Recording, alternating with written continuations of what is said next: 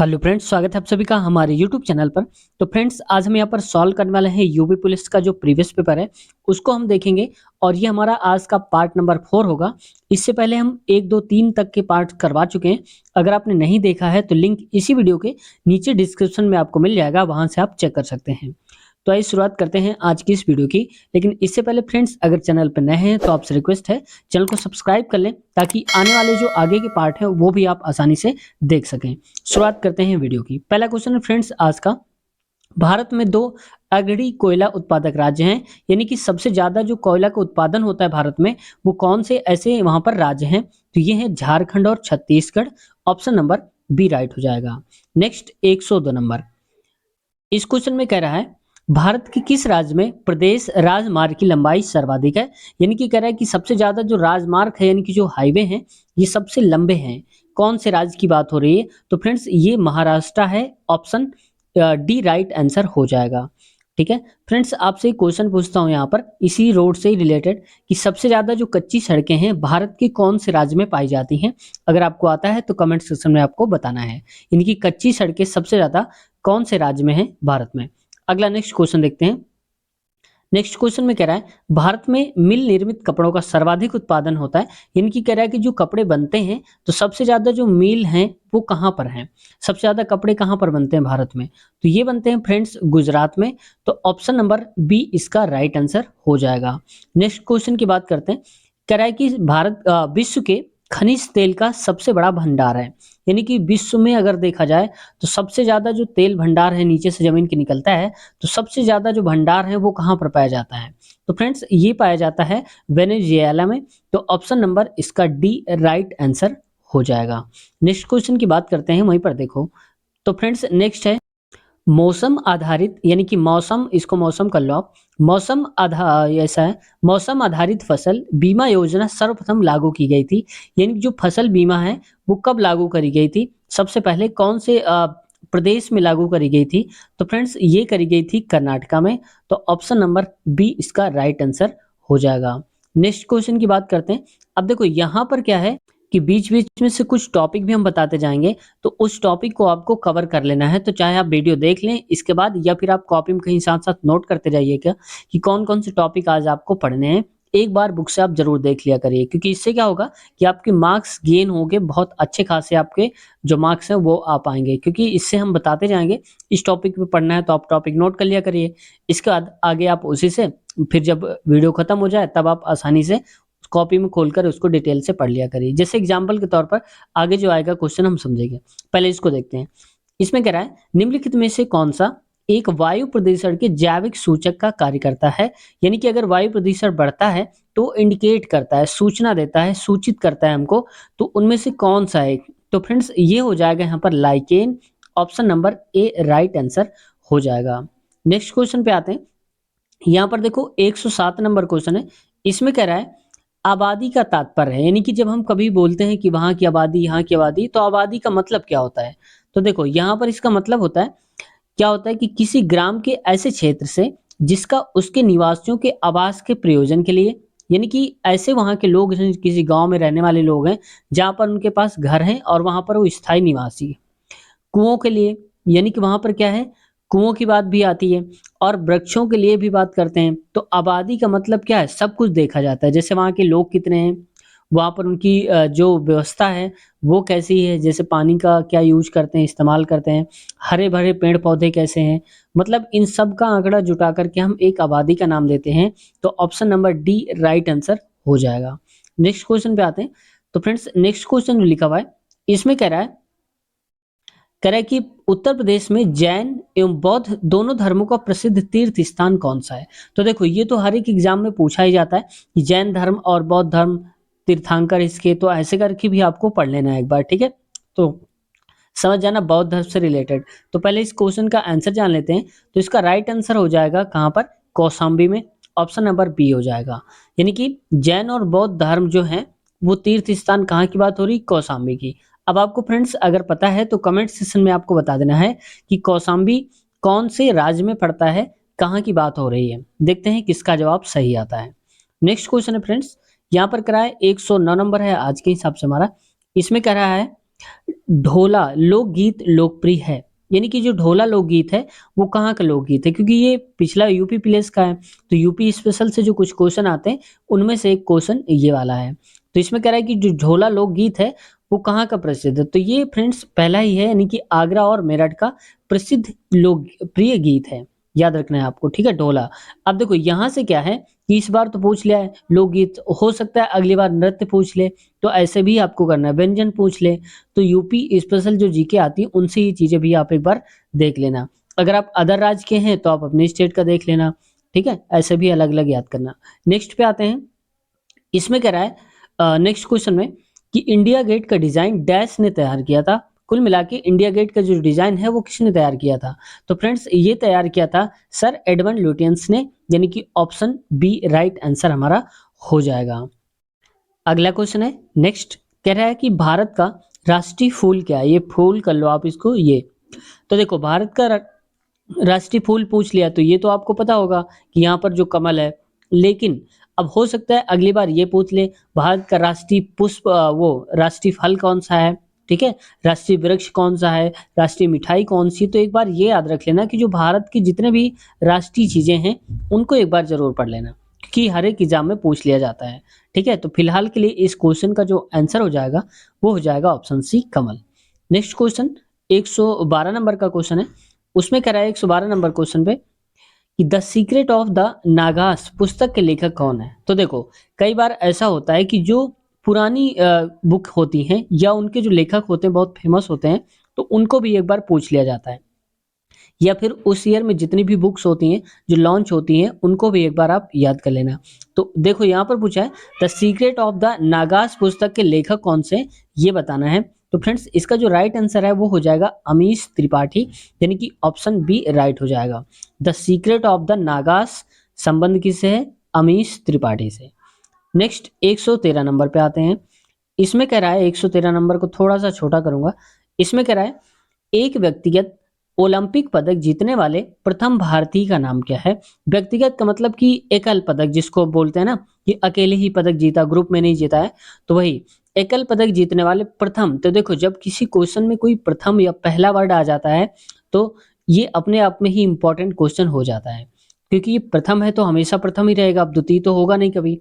तो वैसे ही ओलंपिक पदक जीतने वाले प्रथम भारतीय, लेकिन कौन सा ओलंपिक, वहां पर एक व्यक्तिगत की बात हो रही है, एकल। तो इसका राइट आंसर जो हो जाएगा वो हो जाएगा जेडी जाघव, यानी कि ऑप्शन नंबर राइट हो जाएगा डी लास्ट वाला। नेक्स्ट क्वेश्चन पे आते हैं। एलपीजे का मिश्रण, देखो ये तो बहुत फेवरेट क्वेश्चन ही है इसका। सबसे पहले तो यहाँ पर रेलवे का पूछ लिया जाता है, ये इंपॉर्टेंट क्वेश्चन में आता है। अगर कहीं पर साइंस आप पढ़ते हैं तो ये क्वेश्चन आता ही आता है। तो देखो कह रहा है कि जो एलपीजी है वो किसका मिश्रण है, किन किन गैसों से मिलकर के एलपीजी बना है। तो ये बना है ब्यूटेन और प्रोपेन से, ऑप्शन बी राइट हो जाएगा।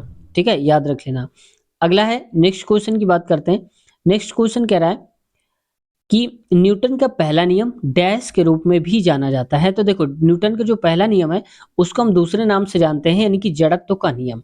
तो ऑप्शन नंबर हो जाएगा इसका सी वाला राइट आंसर हो जाएगा। मतलब समझ गए, ये जड़त्व का नियम, यानी कि जब क्या होता है कि जैसे देखा होगा आपने कि जैसे गाड़ी में बैठे होते हैं, अचानक से गाड़ी चल देती है तो हम पीछे की ओर झुक जाते हैं, या फिर हम अ, कहीं पर गाड़ी जा रही हो अचानक से रुक जाए तो हम आगे की ओर चले जाते हैं। यानी कि जो हमारी बॉडी है वो उसी पोजीशन में रहना चाहती है जैसे कि पहले से थी, उसमें परिवर्तन लाने के लिए थोड़ा सा वो टाइम लेती है। ठीक है, तो वही है जड़त्व का नियम, यानी कि जैसे हम डायरेक्ट कोई एक्टिविटी करते हैं तो उसके खिलाफ वो क्या करती है, विरोध करती है उसका, उसमें अपडेट नहीं हो पाती उतना जल्दी। ठीक है, जैसे देखो अगर सिक्के वाले की एग्जांपल दिया जाता है कि जब मान लो कार्ड्स रखे हैं, उनमें से सिक्का एक ऊपर रखा है, अचानक से कार्ड हटाएंगे तो क्या गिरेगा, नहीं गिरेगा, तो इसी वजह से। ठीक है, ये भी क्वेश्चन याद रखना। और देखो इसका तीसरा नियम जो होता है वो होता है किसका, क्रिया प्रतिक्रिया का नियम आपने पढ़ा होगा, न्यूटन थर्ड लॉ, क्रिया प्रतिक्रिया का नियम। यानी कि जब हम किसी पर चोट मारते हैं तो दूसरा भी हम पे चोट मारता है ना, ऐसे करके बताया गया होगा। यानी कि जब हम किसी वस्तु पर बल लगाते हैं तो उतना ही बल अपोजिट डायरेक्शन में वो भी हम पर लगाती है। नेक्स्ट क्वेश्चन पे आते हैं।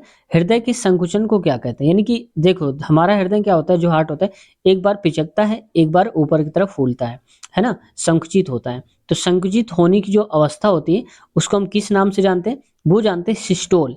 तो ये हो जाएगा ऑप्शन ए, सिस्टोल पोजीशन होती है उसकी जब हृदय सिकुड़ता है। नेक्स्ट क्वेश्चन पे आते हैं। इसमें कह रहा है कि निम्नलिखित तत्वों में से किसका सबसे कम गलनांक है। तो देखो गलनांक से भी पूछ लिया जाता है, क्वथनांक से भी पूछ लिया जाता है। तो सबसे कम जो गलनांक होता है, ये सारे के सारे तत्व दे रखे हैं। इनमें से जो सबसे कम गलनांक होता है वो होता है ऑर्गन का, यानी कि ऑप्शन सी राइट आंसर हो जाएगा। नेक्स्ट क्वेश्चन की बात करते हैं। इसको थोड़ा सा छोटा करना पड़ेगा क्योंकि पूरा फ्रेम में आ सके। इसमें कह रहा है क्वेश्चन में कि जो जीव प्रकाश का उपयोग कर भोजन तैयार करते हैं, यानी कि प्रकाश का यूज करते हैं भोजन बनाने में, उन्हें किस नाम से जाना जाता है। अपना भोजन स्वयं बनाते हैं तो उनको हम बोलते हैं स्वपोषी। जैसे पेड़ पौधे होते हैं, तो ये ऑप्शन नंबर ए हो जाएगा, स्वपोषी, ये ऊपर वाला। ठीक है, क्योंकि जीव जो सूर्य के प्रकाश का यूज करते हैं और अपना भोजन खुद से बनाते हैं तो वो होते हैं स्वपोषी। परपोषी आप जानते होंगे, जो दूसरों पर डिपेंड रहते हैं। अगला है परपोषी विषमपोषी, मतलब सर्वाहारी, जो सब कुछ खाते हैं। नेक्स्ट पे आते हैं। नेक्स्ट कह रहा है अगला क्वेश्चन, निम्नलिखित में से किस महिला क्रिकेट खिलाड़ी को अर्जुन पुरस्कार मिला है।